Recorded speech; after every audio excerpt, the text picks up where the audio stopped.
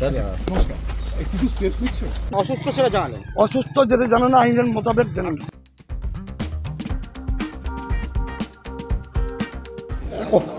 কত কি হবে, কত জোকরামি।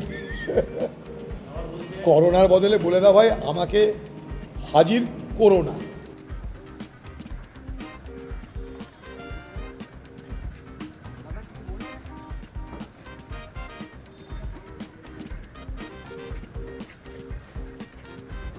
আমি হাজির হব না, এটাই আমার করোনা।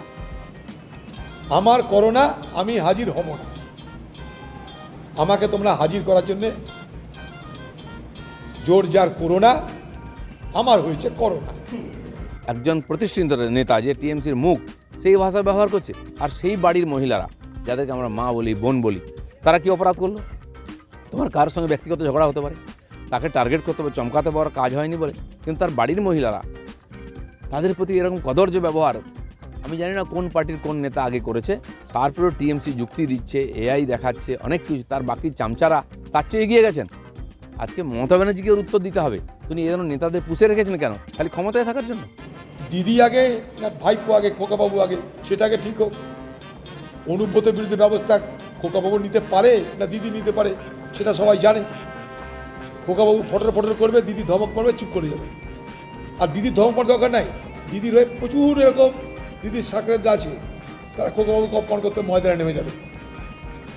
অতএব অনুব্রতের জায়গাতেই থাকবে। যতদিন দিদি আছে ততদিন অনুব্রতরা আছে। আপনারা হয়তো ভুলে গেছেন, সিবিআই যখন তাকে রিমান্ডে নিয়েছিল, আসানসোল কোর্টে নিয়ে গেছিল, জেলে রেখেছিল, তখন এই পুলিশই একটা ফলস কেস দিয়ে তাকে সিবিআইয়ের হাত থেকে ছিনিয়ে নিয়ে এসেছিল, বোলপুরে রেখেছিল কোর্ট। তো পুলিশের তো একটা পাওনাই আছে, তোমরা যদি তাদের তাঁবিদারি করবে তো তোমাদের সঙ্গে চাকর বাকরের মতো ব্যবহার করবে। পশ্চিমবঙ্গ পুলিশের দুর্ভাগ্য বলা যায়, আমাদেরও দুর্ভাগ্য যে পুলিশ সমাজের মেরুদণ্ড, তারই মেরুদণ্ড নাই, তাই বারবার এরকম ঘটনা ঘটছে। আর দুষ্কৃতকারীরা দাপিয়ে বেড়াচ্ছে কোনো না কোনো নেতার আশীর্বাদে, কখনও তার বিরুদ্ধে পুলিশ ব্যবস্থা নেওয়ার হিম্মত করে না। দিদির আশ্রয় প্রশ্রয় এরকম কত কেসটা, ফাটা কেসটা, গোটা কেসটা ঘুরে বেড়াচ্ছে বাংলায়, তার কোনো ঠিক নাই। এরকম ব্লকে ব্লকে কেসটা পাবেন। এই কেসটা সে বাজারে বিলা করে দিয়ে তার ঢোল ফাটিয়ে ফেলেছে।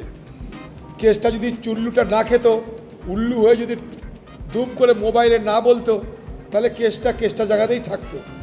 কেসটার সব আছে। আমার মনে হয় কেসটার মাথাটা নিশ্চয় ততটা সুচারু নয় যে কোথায় কি বলতে হয়, তাই কেসটার ঢোল ফেটে গেছে। এবার কেসটার ঢোল নিজের চেষ্টাতেই কেসটা ফাটিয়েছে। আজ শশী পাঁজার মতো যারা মহিলারা বা কাকলি ঘোষ দস্তিদার যারা ঝাঁপিয়ে পড়েন, আমাদের পার্টি অফিসের সামনে ধর্ণা দেন, তারা আজকে যাবেন কি অনুব্রতর বাড়ির সামনে ধর্ণা দিতে? শশী পাঁজাকে আমি জিজ্ঞেস করছি, আপনি একজন মন্ত্রী, একজন ডাক্তার, প্রতিষ্ঠিত নাগরিক, আপনি আমাদের জ্ঞান দেন, যান আজকে, নাহলে পার্টি থেকে রিজাইন করুন। মমতা ব্যানার্জিকে বলুন যে কেসটার বিরুদ্ধে ব্যবস্থা নাও, নাহলে সমস্ত মহিলা নেত্রী আমরা রিজাইন করব। কিছু করতে পারবেন না, ব্যবসা করছেন ওনারা পার্টির নামে।